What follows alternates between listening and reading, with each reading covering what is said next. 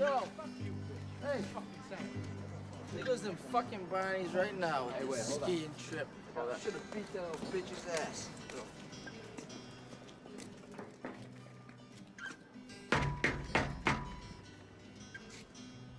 Do you like apples? Yeah.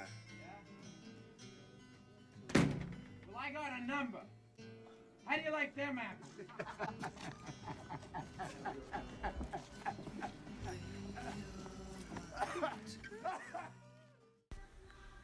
Though this is one of my favorite scenes from the movie Good Will Hunting, the punchline that Will delivers, "How do you like them apples?"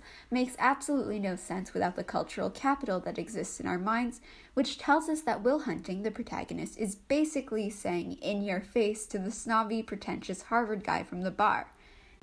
The preceding scene takes place in a crowded bar full of privileged Harvard students under the belief that their education is the best that money can buy. In the scene, one of Will's friends is mocked for flirting with one of the two women there by another student who overhears and tries to assert his superiority and knowledge. Will subsequently comes over and manages to prove that though he may not have enough funds to pay for a Harvard education, he does not lack the knowledge or ability which he gained access to at $1.50 at the library. I was just hoping you might give me some insight into the evolution of the market economy in the southern colonies. My contention is that prior to the Revolutionary War, the economic modalities, especially in the southern colonies, could most aptly be characterized as agrarian pre-capital. All right, of course that's your Hang on a contention. second. You're a first-year grad student. You just got finished reading some Marxian historian, Pete Garrison probably. You're gonna be convinced of that till next month when you get to James Lemon. Then you're gonna be talking about how the economies of Virginia and Pennsylvania were entrepreneurial and capitalist way back in 1740. That's gonna last until next year. You're gonna be in here regurgitating Gordon Wood, talking about, the pre-revolutionary utopia and the capital-forming effects of military mobilization. As a matter of fact, I won't, because Wood drastically underestimates the impact of social Wood drastically underestimates the impact of social distinctions predicated upon wealth, especially inherited wealth. You got that from Vickers. Work in Essex County, page 98, right? Yeah, I read that too. Were you gonna plagiarize the whole thing for us? Do you have any thoughts of your own on this matter? Or is that your thing? You come into a bar, you read some obscure passage, and then pretend you pawn it off as your own idea just to impress some girls? Embarrass my friend? See, the sad thing about a guy like you is in 50 years, you're gonna start doing some thinking on your own, and you're gonna come up with the fact that there are two certainties in life. One, don't do that. And two, you dropped 150 grand on a fucking education you could have got for $1.50 in late charges at the public library.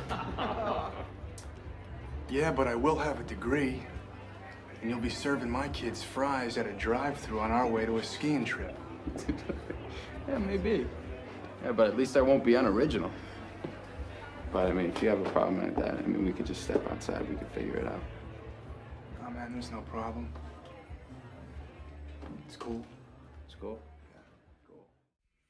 Though the Harvard student eventually shrugs Will off, once Will gets the woman's number and gets to deliver the line, How do you like them apples? the viewer is ultimately satisfied by this small victory on the part of those who are not privileged enough to pay for this sort of education. As a result, today I will be presenting my apple story on the origin of the expression, "How do you like them apples?" Though this term was popularized by its use in the Good Will Hunting movie, there is strong evidence that suggests that it has a military background from World War I. The use of the phrase has been speculated to originate from the observation that an apple has a strange resemblance to grenades or mortars. One of the trench mortars that was used by European armies was often called a toffee apple, as it resembled candy apples. You can imagine a soldier bombarding the field with these weapons while boasting and shouting, "How do you like them apples?" to the other side. Perhaps for the soldier it could be just as satisfying as Will Hunting's victory, since at the time America was very nationalist and war propaganda was practically inescapable. This weapon was also sometimes referred to as a plum pudding. In fact, apples and plums are one of the unexpected and perhaps unknown symbols of World War I and trench warfare. At the time, before the mass production of hand grenades, soldiers would often resort to improvising weapons with whatever they had on hand, apple and plum jam cans being in the majority. Here are a few examples of songs about their significance to the war effort. Plum and apple, apple and plum, plum and apple, there is always some. Officers get strawberry jam and lashings of good rum, but we poor blokes in trenches, we get apple and plum.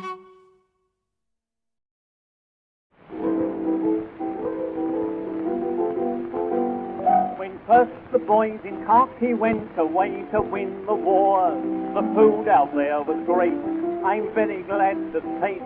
They'd every kind of luxury, there's mutton, beef and lamb. They'd also 20 million tins of plum and apple jam. They all ate plum and apple till they got it on the brain. And every Tommy in the trenches now sings this refrain each evening. Plum and apple, plum and apple. Jam for breakfast, jam for tea, but we never get a bit of strawberry. Plum and apple, till the boys begin to say, if we'd used these tins of jam, you see, as shells for our artillery, we'd have won this war quite easily and been in Berlin today. As you may have noticed, there was a slight resentment among soldiers towards the scarcity of strawberry jam. But these songs do indicate how strong a presence apples and plums had to the war. Now that apple was in the military jargon of the time, it makes sense that how do you like them apples could refer to how do you like me and my strength. The phrase is included in a list of company reminiscences in a book called History of Company A, 307th Engineer Regiment, 82nd Division, United States Army. How do you like them apples served a purpose as an inside joke and transmitted a message of camaraderie despite being at the expense of others to soldiers in the army, which could have evolved and become a slogan of the media as demonstrated by this Fisk Red Top Tires ad. The movie Rio Bravo, an American Western film directed by Howard Hawks, is the first to use this idiom in a movie. Stumpy, the old and disabled deputy, uses an explosive to blow up part of Nathan Burdett, a wealthy landowner's home. You ready? Let her go.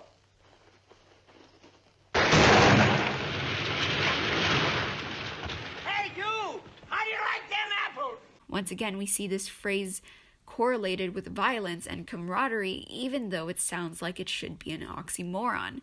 I can see how Will's, the soldiers, and Stumpy's acts can all be interpreted as a fulfilling victory against an opponent, but I would just like to address a note that this phrase is not one that is used by a character who is acting out of heroism. It is immaturity, which is why I offer an alternative and lesser-known origin. The rhetorical question, how do you like them apples, can originate from its use as an educational tool. It is not too difficult to think of educational sayings, such as A is for apple or an apple a day, that can prove that the apple has always served a purpose as an educational model. As you may be aware, in the past many people came from rural families, and once they were put into the schooling system, they would often use language specific to farming.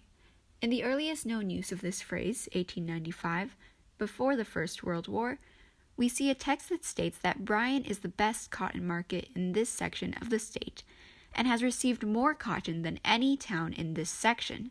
How do you like them apples?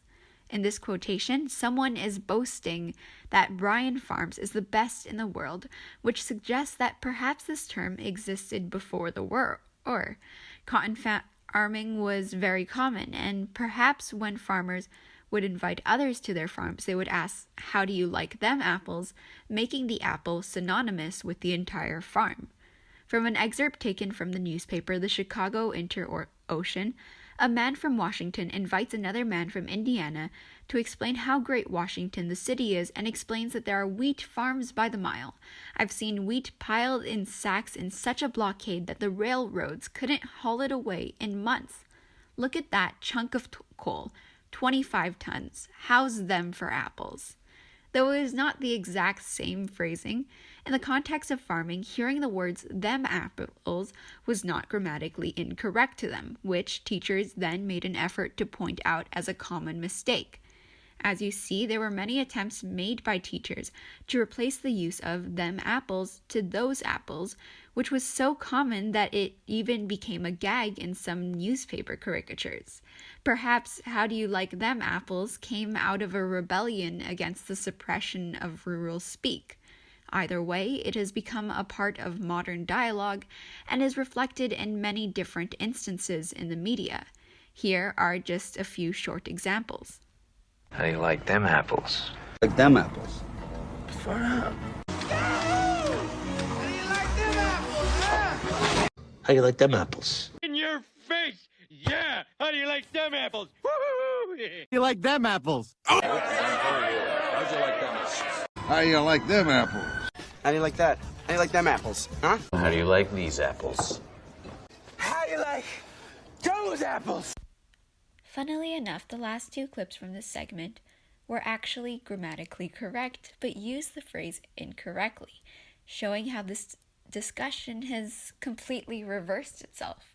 How do you like them apples has fully become an idiom that we use without knowing its origin, and while it is a fun phrase, its past is quite rich. There is even a last speculative argument without any evidence that it may have become a popular saying from a man who hung 2 apples in a plastic bag near his license tag on his car, which had a bumper sticker that said, "How do you like them apples?" There are also probably many stories of triumph and defeat relating to every single use of this phrase, which can be left up to you to decide whether it is a phrase that evokes satisfaction and serves some sort of retribution on a scorned enemy, or if it is a sort of disgraceful brag. You know the history, and it is up to you to decide its meaning. Thank you for listening.